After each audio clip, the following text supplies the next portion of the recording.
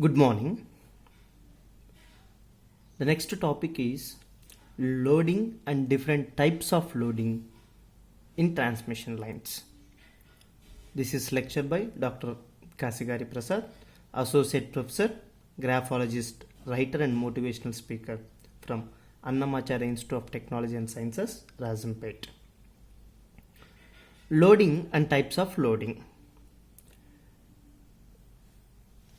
As we are talking about loading, this discussion has came as we considered that there is distortion in the transmission line. Let us say distortion occurs in transmission line. Naturally, this distortion in transmission line is of two types. One is frequency distortion and the other is delay distortion. Now let us consider that we have taken a cable of 16 gauge transmission line. Let the four different primary constants of this 16 gauge transmission line are given as R is equal to 42.1 ohms per kilometer, G is equal to 1.5 micro mho per kilometer, C is equal to 0.062 microfarads per kilometer, L is equal to 1 millihenry per kilometer. For these different values of primary constant, we know that for a distortionless transmission line, the condition is R by L is equal to G by C. In accordance to this, let us now calculate the value of R by L. So R by L value is, and also calculate the value of G by C. By observing the value of this R by L and G by C, it is noticed that R by L is far greater than G by C value for those R, L, C, G considered values. It means that the condition for the distortionless transmission line is actually R by L is equal to G by C, but the value we got here, it is R by L is far greater than G by C, so that the condition for distortionless transmission line is not satisfied here. Hence, we follow different approaches to match this. So one such is reducing the value of R, the primary constant, one primary constant R. So as the value of R is reduced, attenuation will decrease, but it requires large conductors, so the cable size also increases. As the size of the cable is increasing, the cost incurred in manufacturing that cable is also increased. So the characteristic impedance Z0 finally is decreasing. So by changing a small alteration in reduction of R value, it ultimately results in reduction in the characteristic impedance Z0.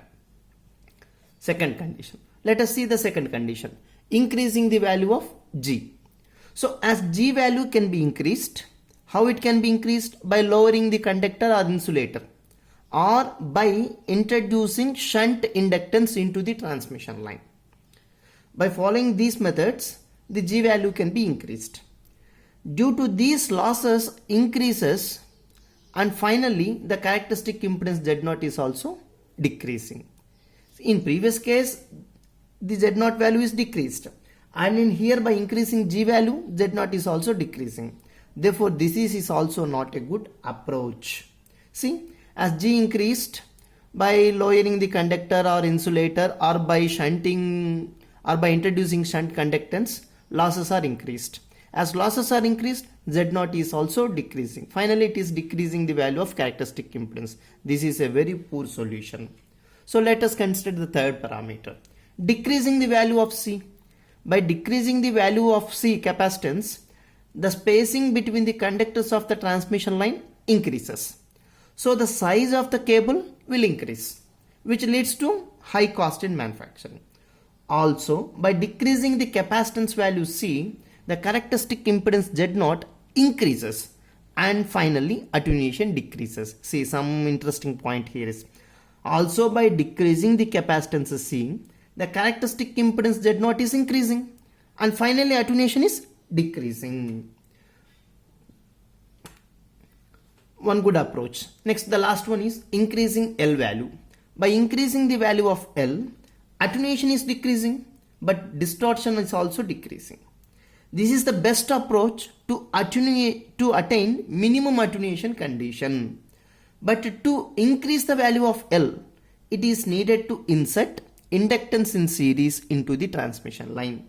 This is called loading the transmission line, and the line is called loaded line. Such a line in which introduction of series inductance is taken place, such a line is called as loaded transmission line. The theory of loading is developed by Oliver Heaviside, Professor M.I. Pupin. Practically, the lumped inductors are called the loading coils, and they are inserted in between the lines.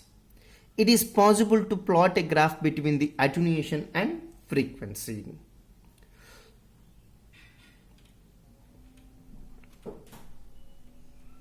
The effect of loading is noticed from the graph, and the curve indicates that the curve of a loading cable indicates, and it is similar to low pass filter.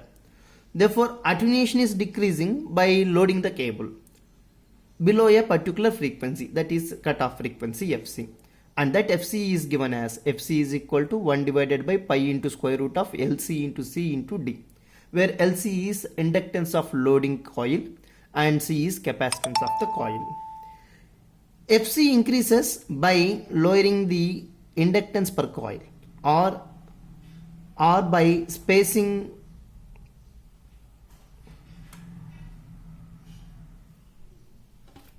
this is the topic.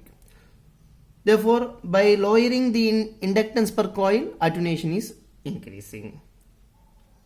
This is the conclusion of this particular topic. So, loading is required here to maintain or to minimize the or to attain the condition, minimum attenuation condition.